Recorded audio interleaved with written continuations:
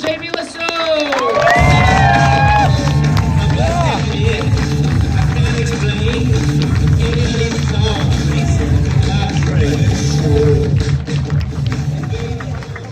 Thank you guys very much. Nice to see everybody. Hey, that was Matt Berkman, everybody. That was Matt Berkman. Before I start, I just got to tell you guys something. I was driving here with Matt, and we stopped at a gas station to go to the bathroom, and I was at a urinal, and Matt was at the urinal next to me, and he just leans over and he goes, "Oh man, my wife would love your dick."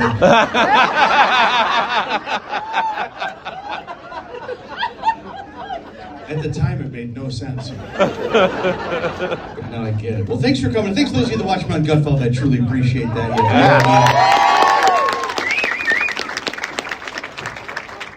You know, my favorite thing about being on Gutfeld and then people come out to my shows is that now my crowds are mostly my age and older. It's a better life. You know, the best thing about tonight's show right now? It's fucking 6:25. This is the late show. We started here. I did a show here yesterday, and there was a guy in the front row who was sitting in that chair, and I think he was about like 85 years old. And every one of my jokes, he was laughing like really hard, and it made me feel really good, you know. And then right in the middle of the show, his phone alarm went off, and like 100 people took their pills. So let's just agree, if we hear a noise, we're gonna double check. I don't know if anybody's my exact age. I just turned 40 11 years ago. Old age sneaks up on you, man. It doesn't happen overnight, right? It happens incrementally. One thing I've been noticing recently, well, I'll give you an example. Matt was like winding down at the end of his set, and I was coming out that door, and as I was walking up here, my brain goes, "I'll bet you get one more pee in." That's what it said, and that was not helpful. There was no time to get a pee in, so now I'll just have to pee for the next hour. I'd like to apologize to any man over 50 who, just having heard me say that, now also has to pee. I don't know if it also happens to women, but guy, it is tough. The only time, break a glass for having a good time. Is everything okay, everybody? All right. As long as nobody's hurt. I'm so sorry. We'll figure that out for you. Son of a bitch, it's awkward. We'll fix it up for you. Trying to remember what I was saying. I get distracted easily. Oh, I remember. You gotta pee. The only time, as a 51-year-old man, the only time I don't have to pee is while I'm peeing. But other than that, all bets are off. Sometimes I finish peeing, and I'm like, you know what? Fucking going again. I don't think the first one took. You have to go to the doctor more when you're older. I'm sure you guys are aware of that. I was at the doctor the other day, and up on the counter, there was like a little plastic cup, like one of those empty plastic cups, and the nurse goes, "Here's what's gonna happen. I'm gonna leave the room. I need you to pee in the cup, then I'll come back in and I'll grab the urine sample." And I said, "Listen, lady, I am 51 years old. I was gonna pee in that cup regardless." Yeah, that was the plan the minute I walked in here. Just to be clear, if I'd come in here with a sprained ankle, you would have gotten a urine sample, whether you liked it or not. But I'm glad we can help each other out. You know, you don't need anybody to shit in a wastebasket. Do you by chance? No? Okay. Well, it's in there if you change your mind. Can I tell you guys a true? I would like to tell you guys a true story about the last time I was in Syracuse. So I was going through. Went through like a cold plunging phase, where everywhere I went, I would try to find a cold plunge, and if I couldn't find a cold plunge, I would try to find like a lake. Okay? And so I Google it, and it's like, oh, there's a lake nearby. It's called Onondaga Lake. You know what I like about this? If I talked to you guys before this story, the story would not happen. You probably already know the punchline, but it's a true story. And so I drive to this lake Onondaga, and there's a bunch of women doing a yoga class on like that little pier thing. And so I kind of walk by him, and I put on like my swim trunk, and there's nobody in the lake. But I'm thinking that's because it's fucking cold, right? Like, I'm the only badass that's gonna go into this freezing cold lake. That's why no one is in there. And so these women are doing the yoga, and they're kind of watching me as I take my stuff off and I get ready, and they're looking at me kind of like, oh, they're just fucking proud of me. And I jump into the lake, and it's freezing cold, and a bunch of the women start like waving at me. They're going like this. And I thought they were going, fuck yeah, you're the man. You know what I mean? You're so fucking tough. I really did. I thought they were like all happy for me because I got in the cold lake. And then as I got out, I'm just gonna tell you the truth, I purposely walked by the women hoping one of them would compliment me on the fact that I got in the lake. Like, I'm gonna walk by him so one of them can go like, you're a fucking badass, you know? And so I walk by and the woman goes, hey. And I go, hey. And she goes, you shouldn't have gone in there. And I go, no, it's totally fine. I do these cold plunges. It's totally fine. I'm fine with the water being cold. And she goes, oh, no, that's not why. It's the dirtiest lake in America. I go, what? I thought they were waving at me because they were proud of me. Do you know Onondaga? It's an Indian word meaning glow-in-the-dark dick after you go in there. That was 2 years ago. My balls are still tingling a little bit from that day in Onondaga Lake. I've told so many people that story. That is 100% true. I feel like an idiot. I Googled it. A lot of shit. Fuck, crazy. They tried to clean it up one time, and then they fucking just stopped. They were like, we're going to clean this lake up. You know what? Never mind. This is not worth it. That is the craziest. My wife was so worried. My wife, by the way, I got married, you guys, since the last night. Got married, everybody. Yeah. And my wife has been traveling with me, but she just left this morning. And so she said to say hi to everybody. And I was talking to her backstage, and she said, I dare you to tell everybody in Syracuse, I dare you to tell them the story of what happened on her wedding night. And I go, I'll tell them. And she goes, no, you won't. And I go, I'm going to tell them. So I'm going to tell you guys what happened. So we got married in Las Vegas. Do we have a round of applause of any Vegas weddings in the crowd? I knew it. We always have one. Nice to meet you guys. Where'd you guys get married in Las Vegas? Little Church of the West. The Little Church of the West. You guys know where that is? It's off to the left. The one with the east is the other way. And, I think that's the fucking Wizard of Oz bad guy. The Little Church of the West. Very cool. And how long you guys been married? 28. 28. You know what I liked about that interaction? She looked at him for the answer. That never happens. It's always opposite. 28 is really good. I'm guessing years. And that'd be weird if it was days. You guys. I feel like you guys should be sitting closer together. Do you mind? No, you guys seem like a very good couple just at first glance. Do you mind if I ask how you guys met? Then I'll leave you alone. At the casino. We worked in a casino. You worked in a casino. I love that. What were your job positions? Were you a dealer? Yes.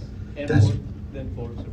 You were the floor supervisor, and you were the dealer. We both got promoted at the same time. You guys got promoted at the same time, and you were like, we should just fuck. Yeah. And, hey, let's celebrate by fucking. You ever been to Vegas? That's really cool. What casino? The one around here? Yeah, Turning Stone. Oh, that's pretty cool. The Turning Stone. I like that. I swear to God, this is true. I was in a bathroom once at a truck stop. This is not going where you think it's going. And I was with another comedian, and we were talking about comedy, and there was a guy in the bathroom, and we were not far from here, and the guy he stops me, and he goes, you're a comedian? And I go, yep. And he goes, you ever done anything, like, big? And I had just been on The Tonight Show with Jay Leno, and I had just gotten my role on the Netflix show with Rob Schneider, and I normally don't do this, but I go, dude, it's funny you asked. I go, I just did The Tonight Show with Jay Leno, and I actually just got my first role on a Netflix show. And the guy goes, you ever do anything big though, like Turning Stone? I swear to God. I felt like complete shit. I go, what the fuck? What do I got to do to please this man in the restroom?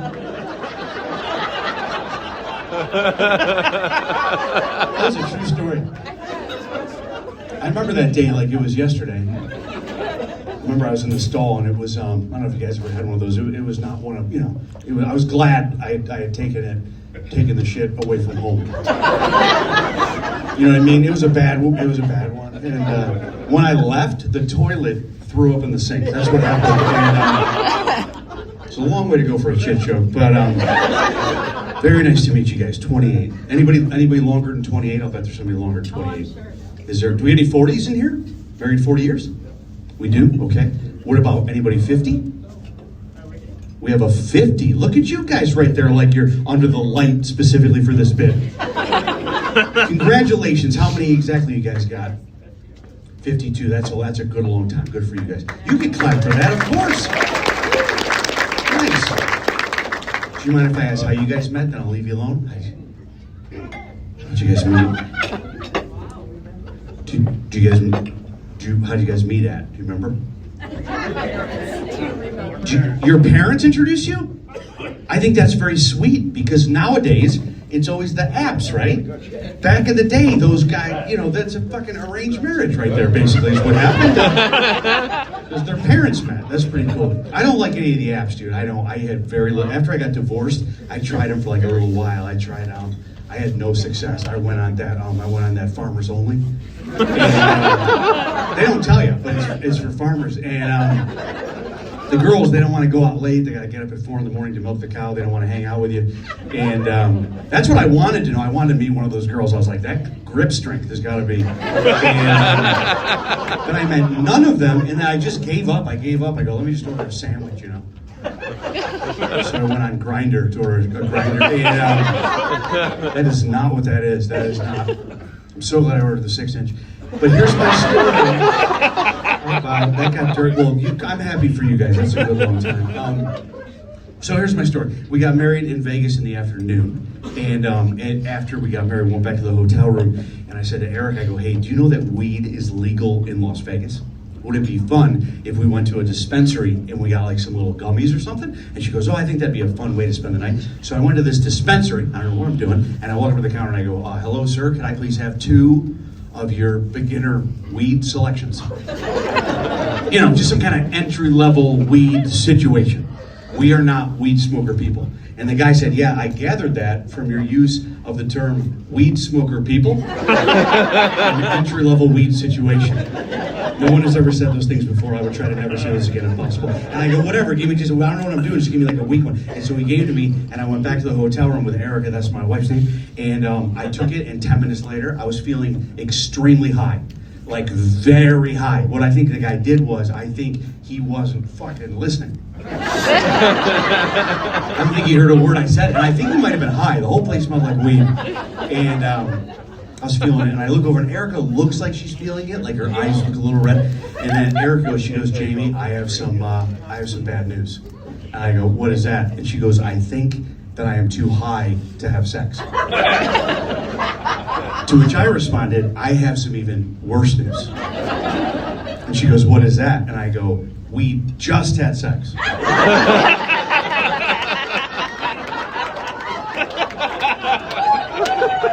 had literally just had sex. That is a word-for-word true story. You guys, I'm not saying I'm like the best at it. But oftentimes the young lady will remember, sometimes for hours.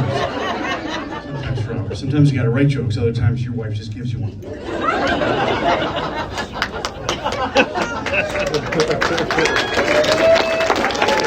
You're so nice here. I'm very grateful you guys are here. I'm very grateful you guys are here. If you guys weren't here, this would be fucking weird. I have been doing comedy for a long time though, so I am very grateful to have people in the room. I did do the Tonight Show in 2001. That was my first TV thing. After that, I started opening for Rob Schneider. That was my full-time job. Are we Rob Schneider fans tonight? Are we? He's the greatest. He's the greatest. He's a buddy. And if you're a Gutfeld fan, I know a lot of us are. If you find yourself on that team politically, if Rob Schneider ever comes to the Funny Bone, you got to go to that show. I mean, you will love that show. I will also say, if you find yourself on the other team politically, I would skip that show. You're going to get your feelings hurt repeatedly. When I would open for him, sometimes I could tell, just by looking at people as they walked in, I could tell that they shouldn't have fucking come. I could tell, just one lock of blue hair, you shouldn't have come. You got that purple hair, you shouldn't. Should have gone to Stephen Colbert. And I used to, when I opened for Rob, I used to sell CDs after the show. I would set up a table and I would sell CDs. I did it, for like gas money. And please don't feel bad for me. I had a private jet. And I shouldn't have loved it. The jets are very cheap, but the fuel is very expensive. And I'm obviously joking. I think I took a fucking bus there. And these two people walk into the room, and it was a 1,000-seat theater, and Rob had sold every single ticket. 1,000 seats sold out. These people come walking in, and they're wearing COVID masks. And it was way after the COVID restrictions had been dropped, like years after. And when I see them, I was just like, oh fuck, wrong show. The wrong show. And they walk through the entire crowd, and they sit in the front row. And I was like, I just got a big bucket of popcorn and took a seat. I go, this is gonna be good. And Rob starts making fun of them, and he's getting a lot of he's killing. 1,000 people are laughing hysterically. It's uproarious. Let me correct that. 998 people were laughing hysterically. They did not seem like they were having a good time. They looked a little bit upset. It was hard to tell because they had these masks on, but their eyes looked sad. And I should say Rob's a very good friend of mine. He was at my wedding. Bette Bergman was at my wedding. We only had 30 people at the wedding. Rob was one of them. And these two people, they stand up and they walk out of the show. They're like, we've had enough. And they stop. It was a couple. They stop at my CD table. And the guy goes, hey, man, we thought you were funny. I want to buy one of your CDs. But fuck that guy. And I go, yeah, fuck that guy. $20. You know, and,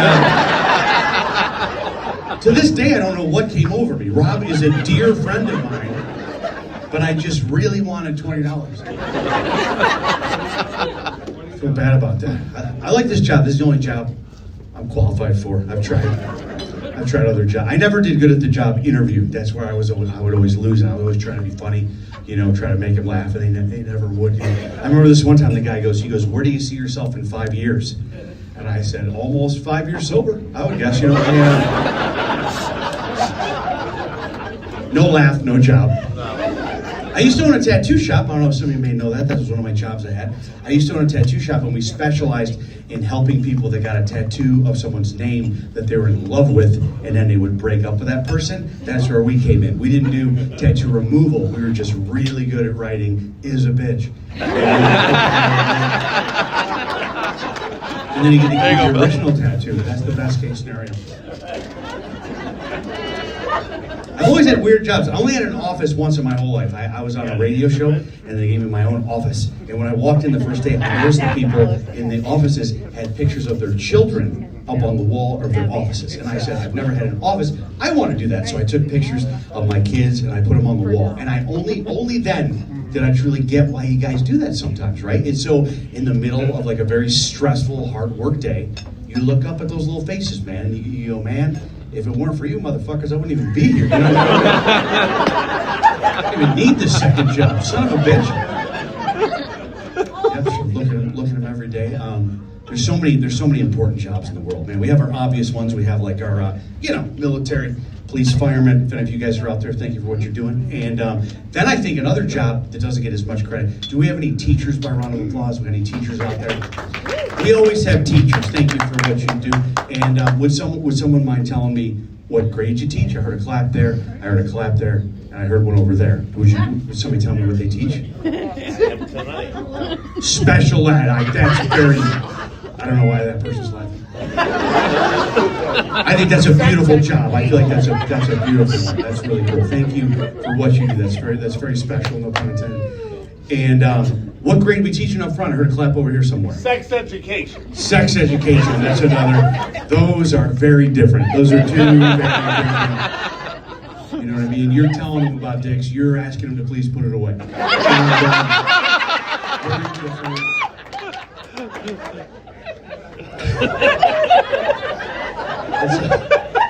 You gotta tread carefully with these topics, and I think we did okay. I wish. So in second grade math, So I'm going to make I have a theory. I have a suggestion for America. I don't think we should have to learn math after second grade. And here's why I think that. In second grade, you learn about adding and subtracting, multiplication, and you learn about time, and you learn about money. We use that stuff every single day. After second grade, all the rest of it, it's never fucking come up. None of it's come up, and we wasted a lot of time. I never liked the word problems. Those are my least favorite math problems of all time. Remember those? Remember the ones where they go like, oh, there's a farmer, and he's got a plot of land. It's like this length this way, height that, width that way, that length that way. And they would go, how much fence do we need to exactly encompass the perimeter of the farmer's plot of land? And whenever I read something like that, I was like, I feel like the fence company is gonna fucking know how much. Do you know what I mean? This is what they do. They probably have a software program. I'm just a child. Why are you asking me? And why do we need the exact amount of fence? Couldn't we just always bring a little extra fence? If we have too much, we'll bring it back to the shop. We do this every day. We do this every day. The only math problem, I will say, the only exception to this is one formula that I learned in 9th grade that I know will still be true today. Remember this one? It's if you add 1x, you lose half of your shit.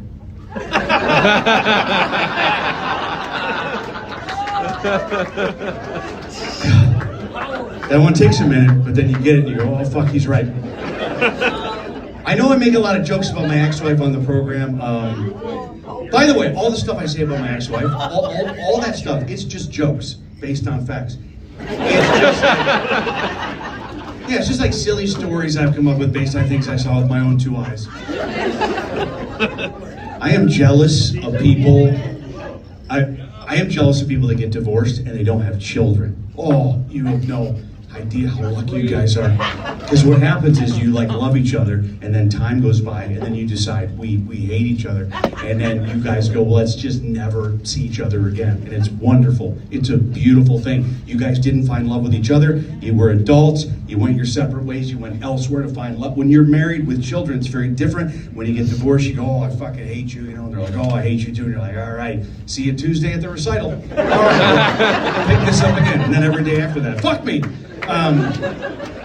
It's so much harder. If there's parents out there, divorced people out there with children, you know you got to put that ego aside. You got to learn to co-parent for those kids. I still communicate with my ex-wife all the time. She texts me right before the show. I'm not even kidding. It says, fuck you. And, yeah, we still communicate just like we did when we were together.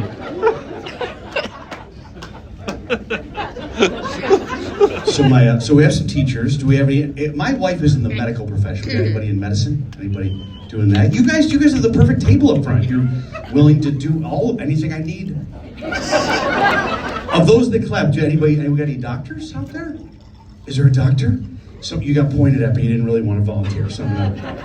I'll ask you one question, and I'll leave you alone. What type of doctor are you? Internist. I like that. That's bullshit. I feel like you should get paid for that. You know what I mean? It's just fucking interning this whole time. And Bill Clinton fucked his internist. I don't know if you guys know. I have the wrong word. I'm so sorry. I think I have the wrong word. That is the wrong word, and I apologize. That's a good doctor, you guys. Think about that guy. He's doing your internist. Think about all the shit that's fucking in there. There's a lot of important shit in there that I am using right now to stay alive. When I meet a doctor like that, I go, that's a very smart doctor, you know. And then other times, I meet other doctors, I have other, reactions. Like last night, this guy was like, he goes, hey, I'm a foot doctor. And I was like, I think I could do that one. Do you know what I mean? This guy's doing the whole inside. That guy's like, I'll do 1 foot, just the outside of it. By the way, I'm joking, and if there's a foot doctor here, I'm obviously joking, and you're obviously smarter than I am. I'm sure there's stuff about the foot that I'm not even aware of that you have to learn, right?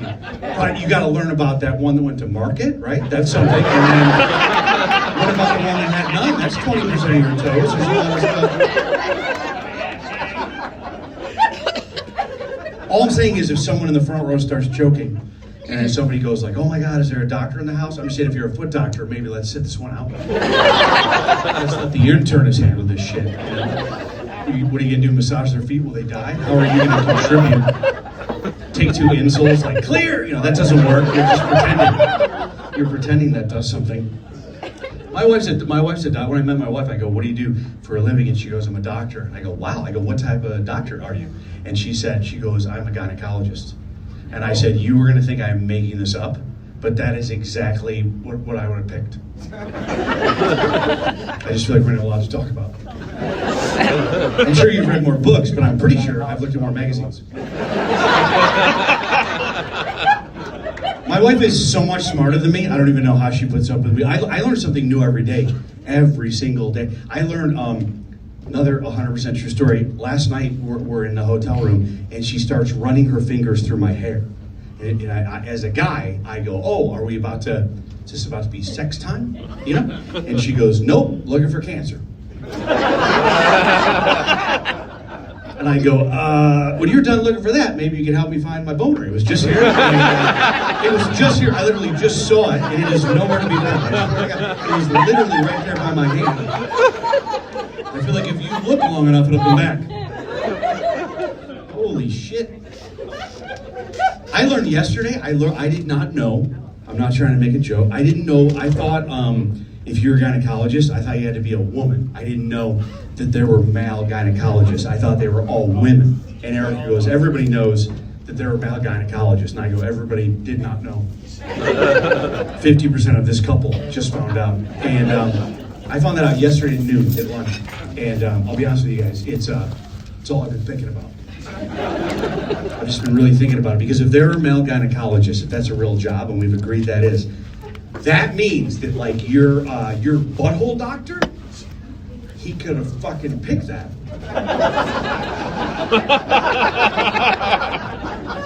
Do you know what I'm saying? There was a list at some point.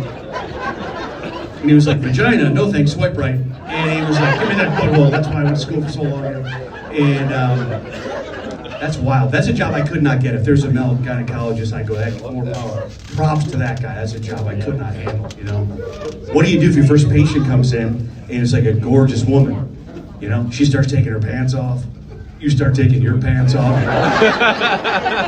I'm so sorry, I forgot where I was. Let me put this cash away. I am so sorry. I am so embarrassed.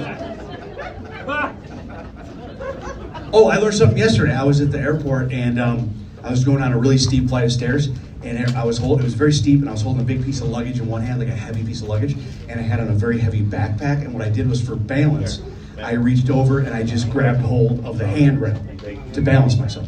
And she goes, Jamie, why would you touch the handrail? Do you have any germs on a public handrail? And I go, honey, if in my defense, they shouldn't fucking call it a handrail if you're not supposed to, do that. It's gonna make people want to touch it. And she goes, do you know how many germs and diseases are on a public handrail? And I go, honey, you're the smart one. You're the doctor. I'm sure there's tons of germs and diseases on a public handrail, but I'll bet that there are less on there than are in my butt. And she goes, that might be true, but why would you say something like that out loud to someone you love? And I said that because if I don't get to touch that handrail, I'm gonna lose my balance, I'm gonna fall down these stairs, I'm gonna break both my legs, and you're my wife, you're gonna have to wipe my butt. I think what you meant to say was thank you for thinking of me. The handrail is the lesser of two assholes in this scenario. And she told me one of the dirtiest things in the whole world is the screen itself checkout. You know those screens you touch? She said they test them, and whenever they test them, they will find bodily fluids, they find germs and diseases, and even drug residue. And I'm like, what are people touching these screens with? Hunter Biden? How is he so...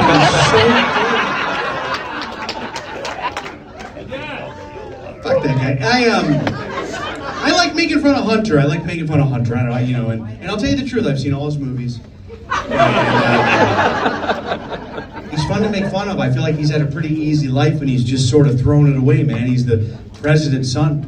I read an article that said since he was 25 years old, he's gotten an allowance of $10,000 a week from Joe since he was 25 years old. Isn't that insane? So imagine how easy Hunter's life is, man. He's over at Joe's house, he goes, hey Dad, it's Monday, could I have my allowance? And Joe Biden gives him $10,000 in cash. Then Hunter leaves the room for a minute, he comes back in, he goes, hey Dad, it's Monday, could I have my allowance? And Joe Biden gives him $10,000 in cash.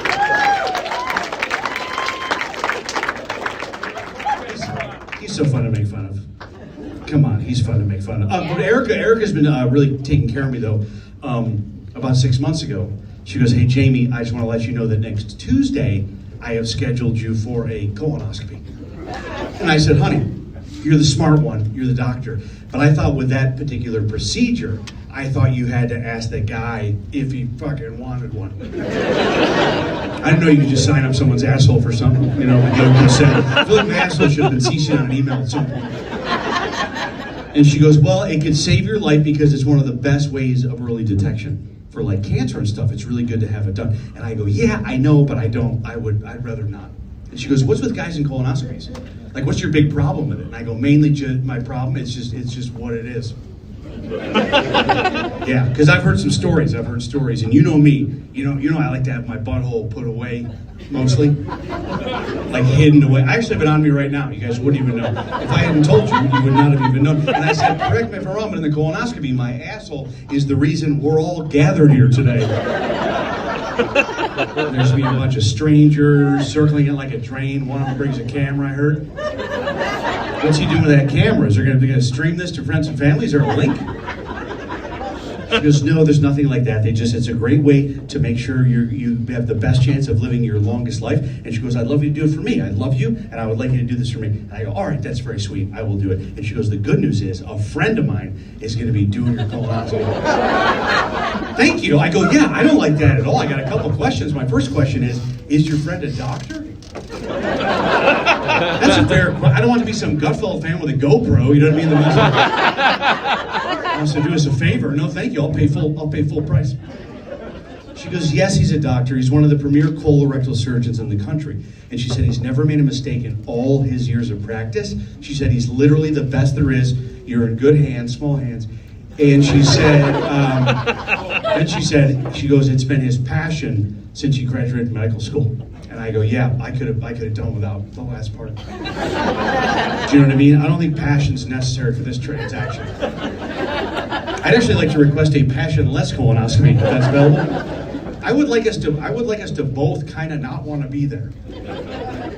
I don't want to be miserable and have that guy in there having the time of his life, you know? Like, how much longer is this going to take? He's like, oh, we've been done for a while. We hate to waste good anesthesia, so I figured I'm in here anyway. But I agreed to do it. And by the way, I saw some young people in the back there, and I know a lot of us have had at least our first colonoscopy. I'm guessing most of us. But the young kids in the back, I want to warn you about something that nobody warned me about. Say your colonoscopy's on like a Friday, right? They have you go on the day before on a Thursday, and you do what is called the colonoscopy prep. All right? No one warned me about this at all. And let me just say this. If I would give it 3 thumbs down if I had one more hand. It's one of the worst nights of my whole life I've ever had. I went in, and the guy goes, he goes, hey, I got a gallon. He was holding like a gallon, and there was like this green liquid in it. And I go, what are we, mopping the fucking floors? What are we doing right now? And he goes, no, you're going to drink this, and you're going to keep drinking it to flush out anything that might be stuck in your system. And the way you're going to know is when your poop is clear, you're done with the prep. So you just drink this, it might take a while. When your poop is clear, you're done. And I go, I'm not trying to be difficult, but as a policy, I actually don't look at my shit. I don't look at it. Yeah, I've never seen it. If you see it, don't tell me what it looks like. And he goes, Jamie, it's real important you do this. If you don't clear yourself out, you would have to come back. If I can't see what I'm doing with that camera, you have to come back, do the colonoscopy again, and do the prep again. So just drink this, and when your poop is clear, you're done. And I go, again, I'm not trying to be, I swear, I'm not trying to be argumentative, but if my poop is clear, how am I gonna fucking see it? Do you know what I mean? If it's clear, like what's the difference between an empty toilet bowl and a toilet bowl with an invisible dirt in it, signaling the end of the prep? And he goes, Jamie, would you just take this? I got like 5 patients fucking waiting for me. I go, fine, I'll do it. So I get home. And those of you that have done this will know I'm not exaggerating one tiny bit. I am drinking this stuff for like 4.5 hours. I look down, I'm only at like a burnt sienna. Like one shade off the original, almost no progress. What I did was on the way home, I bought a big box of those Crayola crayons to chart my progress. And I had so many to go. I mean like 8 or 10 crayons to go. If you've done this, you know there comes a moment, it's usually about 1 o'clock in the morning, where you call over your significant other and you go, hey honey, first of all, sorry about all the noises. I've been thinking, and I think it might be a good idea if you sleep on the couch tonight. I was thinking maybe even a couch at someone else's house, possibly, because it's just, I think there's a pretty good chance that I'm going to shit the bed. And so I would give it about 100% chance. And but don't worry, it'd be easy to clean. The guy said it'd be invisible by now, and so it won't even stink.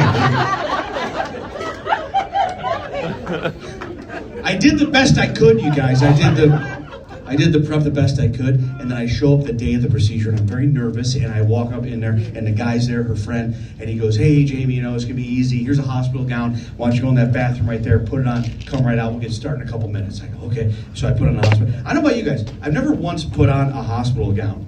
and then looked in the mirror and been like, yep, that's for sure how it goes. It always seems wrong. And there's no clear indication as to which side goes which way. Like, why the fuck not? It's been around for 100 years. Put front and back on it, you son of a bitch. I'm in there, I got the strings around my balls, my head's through the armhole. Like, give me a little help in here. So I finally get it on, and there's a mirror in front of me, and there's a mirror behind me. So in the front mirror, I can see, I have a good view of the back of me. And it has exactly what you'd expect. The garment has, there's a hole, and my ass is right in the fucking middle of it. Am I happy about this? Of course not, but I get it. It's the reason, we're all gathered here today. I will allow it. Here's what I did not like. I look in the front mirror, there's another hole in the front of the gown identical to the one in the back. So there's the one in the back, and then there's one just going around my private area in the front. And I'm looking at the mirror, and I'm like, I'm not a doctor, but I'm almost positive you don't have to fucking go up there to get back there. Do you know what I'm saying? That's a whole different copay, sir. You're not allowed to touch up there. That's a different doctor, for fuck's sake. Why is that showing? Why is my dick in a window? This makes no sense. And I was a little bit upset because it was not a good dick day for me. It was one of those days where it was just a bad dick day and it was upsetting. Did you ever have one of those where it's just a bad dick day? It sucks when it times out like that. You know what I mean? Especially when your dick's in the window, you want to have a good dick day. It looked like somebody had gone out of town and forgot to tell their friend to water their plant. It looked like a plant in a window that had gotten no sunlight ever, and you would just give up on it and not even try to save it. By the way, I love talking about this because I found after shows I talk to guys, and sometimes a guy will say to me, hey, I'm having a good dick day today, and I laugh. But women will come up to me and they go, I never even heard of that before. I never even knew about the good and bad dick days. And so ever since I knew that a lot of the women don't know, I've made it a point. When I have a microphone, I'm fucking telling everybody. Because I think it's important that you guys know. So ladies, it's sort of like this. You know how you have like a good and bad hair day? Like some days you wake up and you have a little bit more volume. Us too. Sometimes we have a little bit more volume. And there's no rhyme or reason. Sometimes you get out of the shower, you look in the mirror and you go, look at this plump son of a bitch. What's going on right now? What is the meaning of this? I'm not angry, I'm just surprised. Holy shit, anybody gotta hang up a coat? Not a winter one, I don't want to break it. But this was not a good day, and the guy knocks on the door, he goes, Jamie, almost done in there? And I go, yeah, I don't know how to put this gown on. I don't know, it doesn't seem right. And he goes, the colorectal gown is actually different than a regular hospital gown. So you just come out, whichever way you have it on is totally fine. And I'm like, okay, so I come out and I'm covering up. And Erica was there because someone needs to drive me home after the procedure. And so she came with me and I'm covering up and she looks at me a little bit confused. And then she looks at her buddy, the doctor, and she goes, what do you have him wearing? And the guy goes, I'm just fucking around. I cut a hole in the front.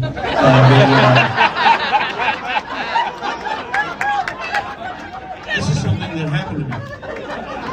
So I think together we're discovering the problem with having your wife's friend who knows you're a comedian do your colonoscopy. Because he thought that would be funny. He thought that would be okay. Because sometimes when you're a comedian, people will do things that they think are funny that are often illegal. You ever watch two people laughing really hard at something that's not fucking funny whatsoever? They were laughing so hard they couldn't even get themselves. The guy couldn't even breathe. Have you ever seen someone laughing so hard they could breathe? He was like, "Oh my god, dude, I am so sorry. I didn't think you'd come out here wearing it. I thought you would look in the mirror and we'd laugh about it afterwards. This is so much better than I could have ever imagined." And so he gives me the regular gown. I go back to put it on. I look back. He stops recording. And now I'm like legitimately rattled. I was nervous before he did the dick window thing, and now I'm freaking out. You ever had something wrong your whole life, and then you find out when you're older that you've been wrong? Like maybe like lyrics to a song you've been singing wrong for 40 years. I swear to God this is true. I swear to God, doctor. For 49 years, I thought that local anesthesia meant that they got it like from around here. I swear to God, I'm not trying to be funny. I'm embarrassed about this. Whenever they go over and give you some local anesthesia, I'm like, well, that's nice. You got up early, went to a farmer's market? That's pretty cool. It's not what it means. I'm laying in this bed, and I got an IV in my arm, and the doctor goes, dude, I am so sorry I was messing with you before. I know you're nervous, but this is such an easy procedure. You won't even remember it. And he goes, right now you have saline going through the IV. I'm going to press a button. It's going to be a very powerful anesthesia. He goes, I'll be behind you getting ready to insert the camera. When I press the button, just turn towards me, give me a thumbs up, and count down from 10. I go, okay. So you press the button, and I go 10, 9, 8. And when I turn around and look at him, I'll never forget it. He's coming towards me. I can see him like between my legs, and he's coming at me fast. And I look, and he's holding just a regular fucking camera, like a Canon camera. It's a joke. It's another joke. Isn't this hilarious? And it's got one of those lenses on the end of it, like for wildlife photography. Do you remember a giant camera? And I'm watching him come at me, and all the drugs are hitting my system simultaneously, and I'm like, what the? And I black out. That's the last thing I remember. Going into the blackout. And then if you've had that medicine, you know you wake up a second later like no time has passed you. And so I wake up and I'm like, where did I go? I was looking for that camera. I was looking for that guy, but there was nobody there. Like time had passed and I didn't realize. And so I started thinking, well, at least it's over. You know, I did it. But then I started thinking, why isn't there like a nurse there to greet me when I woke up? Like to go like, oh, you did good or whatever. And then I also noticed it's very dark in the room. So there's no one around. It's very dark. So I did what you're supposed to do when you're in a dark room and no one's around. I go, hello? Oftentimes someone will respond. No one responds. I start looking around the room and I'm all discombobulated because of the drugs and also the drugs that the doctor had given me. And I like to pre-party for my procedures. And I see in front of me there's a giant screen. And on the screen there's like what appears to be a tunnel, like a swirling dark tunnel. And at the end of the tunnel there's a glowing light. Now, looking back, I know now that that's the procedure. It was on a screen. They show you the procedure. But at the time, I was like, oh, fuck, don't go towards the light. I heard about this. I thought I was dying. Because I'm all fucked up. It'd be like fentanyl or some shit. Just a good amount. Not enough to kill you, but I was feeling crazy. And I started freaking out. I freaked out. And I started trying to get out of the bed. And from behind me, the doctor goes, Jamie, you got to calm down. You got to settle down. You got to lean back. Yeah, I promise you, you're not dying. You are not dying. That's the procedure on the screen. But I do have to let you know, we are not done with the colonoscopy. We're only about 50% of the way done, and you've woken up during the colonoscopy. And I was furious. I was like, they should have used national anesthesia or something like this. Like, this is so important. So here's my little public service announcement. If anybody missed your colonoscopy, or maybe you're hesitant to make that next appointment, we should all get them done. Because honestly, it's not for you, it's for the people you love. And also your doctor, if he's into that type of shit. And because they can save your life. I'm very grateful to Erica, because during my procedure, they actually found and removed one of those 7-Eleven hot dog. It was a fully formed 7-Eleven hot dog. They said it could have gotten way bigger. By the way, when you get older, isn't it weird how you, now I work out like just to live longer for my kids. Back in the day, it was like you try to get abs or something, and now it's all about surviving, you know. Do we have any round of applause? Anybody, let me ask you this way. Anybody with a gym membership, a round of applause. Like that. I used to ask, does anybody go to the gym? And nobody would fucking clap. But now if I say membership, people clap. It's easier. What about back there? By the way, I can't see shit from up here, so I'm sorry if I pointed at all the wrong people earlier. I saw you guys, but no one else. I have like really bad eyesight, sincerely. Like I went to the lens crafter's glasses the other day, and I went in there, I gave my prescription. I go, hey, do you guys think you can make me these glasses in less than an hour? And the lady goes, we won't even be done making fun of you in less than an hour. That's how shitty your eyes are, sir. This isn't even lens crafters. It's a Jimmy John sandwich shop. I don't even know. I don't even make glasses here. What gym you go to back there, the person that clapped? Where do you go in Syracuse? Crunch? I like that fucking Crunch. I go to, do you guys have Planet Fitness? That's where I go. I go to Planet Fitness in Fairbanks, Alaska. That's where I live. And we actually did a story about my gym on Gutfeld, so the details of the story may sound familiar. This is my gym. There was a man who was transitioning to be a woman, but he still had guy parts from the waist down, okay? And he was in the women's locker room shaving with no pants on. I'm not, this is true. And there was a woman with her 11-year-old daughter, and she went to go in the women's restroom, and she saw that, and she was like, I don't want to have that conversation right now. So she went to the front desk and said, hey, is there somewhere else me and my daughter could change? front desk lady goes, I don't know what to tell you. There's the men's locker room and the women's locker room. There's nowhere else to change. So the front desk lady calls corporate Planet Fitness to find out what do we do in this very unique situation. Does anyone remember the story? Yeah. Do you remember what happened? They canceled her membership. They kicked her out of the gym. They told her she was being non-inclusive, and they kicked her out. And I know a lot of people have a lot of different thoughts about this story, as do I. But my first thought was, holy shit, you guys, this woman found a way to cancel your Planet Fitness membership. They said it couldn't be done. They said it couldn't be done. It's the only recorded cancellation of a Planet Fitness membership in history. So listen, you guys, I thought it would be fun if after the show, I've been at all the shows I'm doing, I've been doing like a little meet and greet after the shows, and so I thought if anybody wanted to grab a picture or something, get a quick picture, and they want to do that, you guys want to do it? And if anybody does not know who I am, I'll take your camera, I'll take a picture of you, I'm not even in it. I just want everyone to be happy. And we do have some tour merch available, and me and Matt will be out there. I got this, this is the first thing. I got a Jamie, it's like a Gutfeld knockoff shirt I made. And I'll have that available. And all proceeds towards anything that is sold tonight goes towards some kids that would otherwise be neglected. They're my kids, up to you guys. And, you guys are, it's a fun town, man. Every time we come here, we always talk about how great the crowds are. And I hope tonight, I know we have a lot of Gutfeld fans, probably most of us, but I hope we had some other people that maybe disagree politically, and I hope we all had a great time in here tonight together. There's no reason that can't be the case. I didn't offend anybody. I just want everybody left. So this might seem hypocritical after saying that, but I also sell a beanie that says no snowflakes.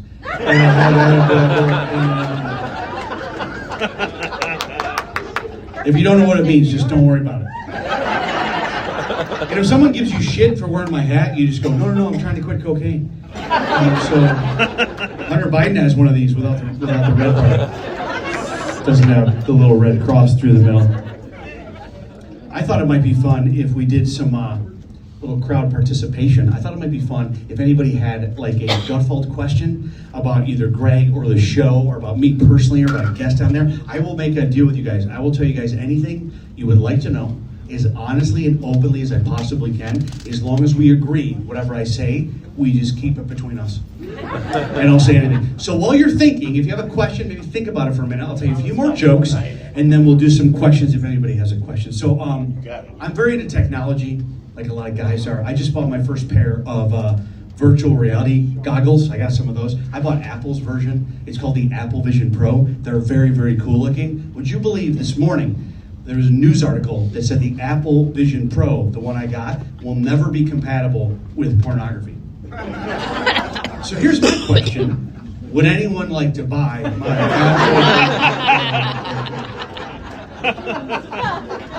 Because that was some of the reasons I had purchased it. You guys, I'm joking. I don't even watch pornography. It's not my, even when I watch it for like 2 to 3 minutes. I get in, I get out. I get in, I get out. Isn't it weird that there's not one man in this room that knows how a pornographic movie ends? We don't know. We got in, we got out. We weren't there. Nobody's watching till the end like, man, I wonder if they fired that pizza guy. That guy was a horrible driver. I don't even think he brought a pizza and he banged the customer. I'll bet they fired him. He'll find something else. He'll be fine. He's got a huge penis. He'll be fine. Be careful if you ever watch porn on your laptop. Be very careful. There is a camera. Fuck it. Think about that next time you masturbate. Try to finish it. I dare you. And no matter how good looking you are, this is not going to be a good look. Call me paranoid, but if I ever watch porn on my laptop, I take a little piece of black tape. Do you guys do this? I take a little piece of black tape, I put it right over my dick. They are not going to see what I have down here. I will be covering it. I get worried about, anybody get worried about artificial intelligence? I get worried about it. I'm starting to think though, I feel like if the robots take over, we're not going to be able to give a good reason to, like, if someone comes to visit the planet after the robots take over and they're using us all for fucking snacks or meals. I don't think we're going to have a good reason why we let AI take over. They're like, what happened? Like, why did they let them take over? They're like, oh, people wanted to be able to take a nap and also drive to work at the same time. And the robots, are the robots going to take over? How about we just don't give them fucking arms and legs? Is that hard? Dolphins are smarter than humans, but you don't teach them how to holster a fucking gun. You know what I mean? No arms and legs. That's all we have to do. We have Elon on our side. We have Elon, and I feel like he's probably an alien, and he can talk to them for us. I feel like he will negotiate on our behalf. That Elon Musk is so smart. He is so smart. He's so much smarter than me that recently I decided whatever he believes, I do too. It's so much easier. Think of all the research he's already done. I'm not going to put in my dumbass opinion. He fucking knows. He's smart as shit. I was at a bookstore once, and there was a book on the shelf, and it was called The Benefits of Fish Oil. The Benefits of Taking Fish Oil, and it was a 420-page book. I put it back. I go, oh, fucking take them. You win. I don't need to read that book. I'm sure there's a lot of fucking words in there. I don't need to read them. I'll just take it. Elon is like my fish oil book. I believe him. Some people don't like Elon, which I don't understand. Elon wants to make it so if the Earth becomes uninhabitable, we could live on Mars. Don't piss off Elon, dude. He'll fucking leave you here. He will fucking leave you here. Even California was giving him shit. He used to test his rockets in California, and California came out and they said that Elon is no longer allowed to shoot rockets off, and they cited the reason was because the sonic booms would disrupt the wildlife. That's what they said. I don't mean to sound uncaring or unsensitive, but I don't think I care if every once in a while a bear is like, the fuck was that? I don't care. We are going to Mars. We have a... Maybe he can come. Maybe it's a Noah's Ark situation. I love that dude. All right, so if anybody, I've got a few minutes left. If anybody had a question, I would love to try to answer it. Does anybody think they have one? We could raise a hand, or we could just yell out, or I could tell you. You got one? Yes, you started it off. What's your name? Shauna. Nice to meet you, Shauna. Thanks for being the first one. Oh, the first one's always the hardest. What's your question? Oh, cool. What's your? Other than you, Other than me. who is your favorite person to be on the show with that makes you laugh the most? That's a great question. I actually don't even like being on with myself. I prefer to watch when I'm not on, but that's a good question. Okay, this is a tough one because every once in a while I get to be on with a comedian. Very rarely. It's usually because somebody canceled. So I've gotten to be on with Joe Mackey before. You know what? I'm going to say Tom Shalhoub. I'm going to go Tom Shalhoub. That's my answer. And if it's not a comedian, I'm going to go Emily Campagna is my number one answer. She's the best. I feel like some of you guys are clapping. I know what you're saying. I know what you're saying. When Emily's on, sound off, pants off. I get it. Totally get it. She's very beautiful. She's a lawyer. She's very smart. If you turn the sound on, you're going to hear some good stuff. Tom Shalhoub, palace man I've ever met in my life.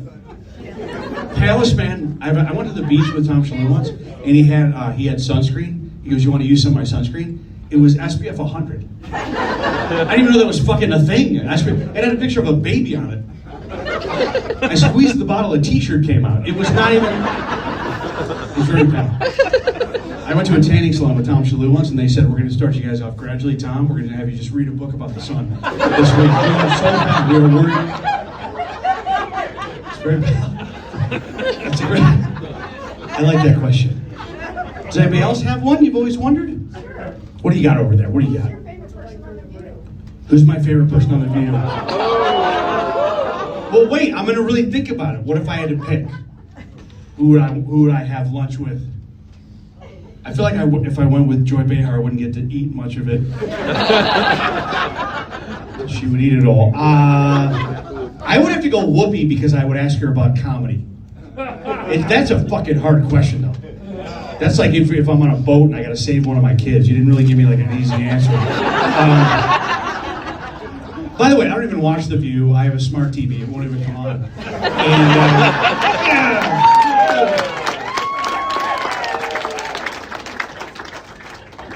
one of my favorite jokes I ever said about The View was there was some story, and it was not about The View. It was about like war or something, and it's very hard.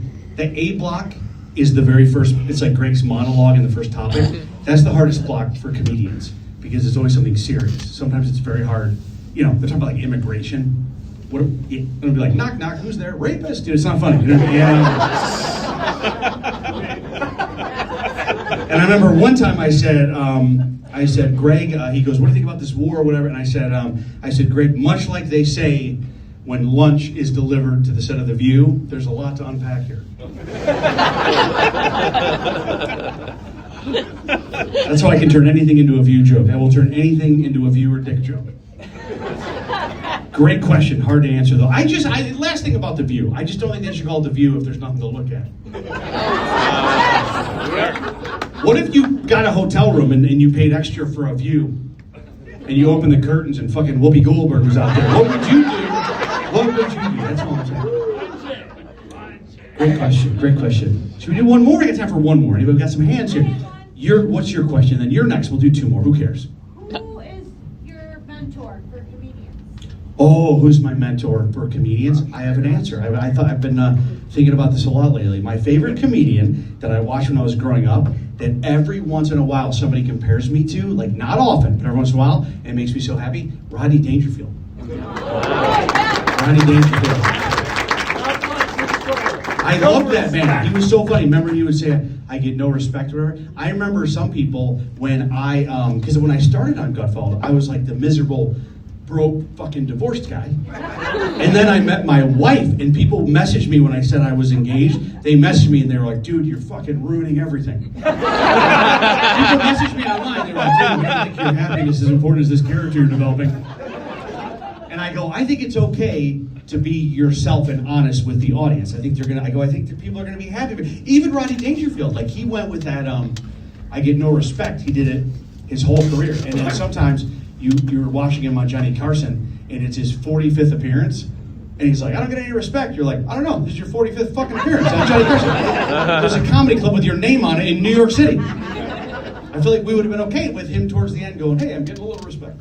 Adequate amount of respect. So Rodney Dangerfield is my answer. I love that dude. Great question. Thank you guys. We should do one more. I saw a hand way in the back. Was there a hand back there? When was the last time a Tyrus intro didn't talk about old women? Oh my God, did you guys hear Tyrus the other night talking about the assisted suicide? In his defense, because I did get a lot of old women that emailed me that were upset with what he said. He told us on break, he said, I knew you guys were all going to be against it, so just for fun, I wanted to pretend I was for it. Because remember, the lady went in and she said she hurt her back, and the doctor, it's a true story from Canada's losing its fucking mind, dude. This lady went in for an 85-year-old lady and looked great, and she had back pain, and the doctor goes, hey, we could treat you with this or this or this surgery, or you could just do euthanasia. That's a true story. What the fuck is wrong with these people? I don't know. I think it's absolutely insane. I'm very old school. Like I don't like the assisted. I don't like it. I'm very old school. If a doctor kills me, I want it to be by mistake. I want it to be because they did something wrong. I heard that a lot of that assisted suicide shit is because in Canada people are doing the organ harvesting. Like they're selling organs and shit. I'm not even kidding you. And then I heard some other guy say eventually technology will be so advanced that we'll be able to print organs with 3D printers, and then we won't have to worry about all these people having to give the transplants. And I think that's like a fascinating idea, right? 3D printers. But then I started thinking, I hope those printers work better than all the printers I've ever used. Do you know what I mean? I don't think I've ever once hit print and had the thing fucking print. Never once have I hit print. I go, oh, it's printing. It's never happened. And with me, it's not a big deal. I'm writing fucking dick jokes. I could just, but with that just seems more serious, What if you got a guy, maybe they already took the old heart out. The printer just fucking stops mid-heart. There's half a heart hanging out. Somebody's like, where the fuck is the color red? We're out of red. And there's no toner, and I have to reconnect to Wi-Fi? What the fuck is going on with that half a heart? I don't want to leave yet. We should do one more. Then I'll go. So we have one more? Over here. Over here. Oh, we got hands. I'll do two more. Who cares? What do you got, my friend? Set of the show, is that based on the McLaughlin Group? Is the set of the show based on the McLaughlin Group? I'm going to be honest with you. I do not know, but it is a gorgeous set. They changed it like a year and a half. What was the McLaughlin Group again? It was Eleanor Cliff, Jack Derman. But it's similar to like the buildings and stuff? No, it was the seats. The seats, okay. John McLaughlin was sitting in Greg's seat, and then he had the panelists Well, shit, dude. You stumped me. I'm gonna give you either a shirt or a hat. Which one do you want? Because you stumped me. Which one do you want? Which one do you want? Shirt or hat? Shirt? I got you, man. If you need to exchange the size, we'll be out there. I don't know what size that is, but come up and exchange it to us because you stumped me. No one ever stumps me. Well, I'm a little older than you. But All right. We didn't have a lot to watch back in the 80s before Rush came. I remember back in the 80s there would be 3 channels, and if the president was on, you were fucked. It was like PBS or whatever that shit was. I do remember that. I had a black and white TV. My parents were kind of poor, so I know they like color TVs existed. But I remember like having a black and white TV, and we would watch football, and they'd be like, "Who's winning?" I'm like, "I don't fucking know." Gray? I don't even know. You couldn't tell who was who. And then you showed the McLaughlin group, and I'm gonna be completely honest. When I said, "What is the McLaughlin group?" After you explained it, I still don't fucking know what it is. You did a great job explaining it. I'm just a little closer to the truth and what it means. You said a bunch of names no one's ever heard before. And Pat Buchanan, that makes it less clear. And hey, thank you guys so much. You guys are the best. We'll do this again next year. Thank you for coming. We'll see you next time.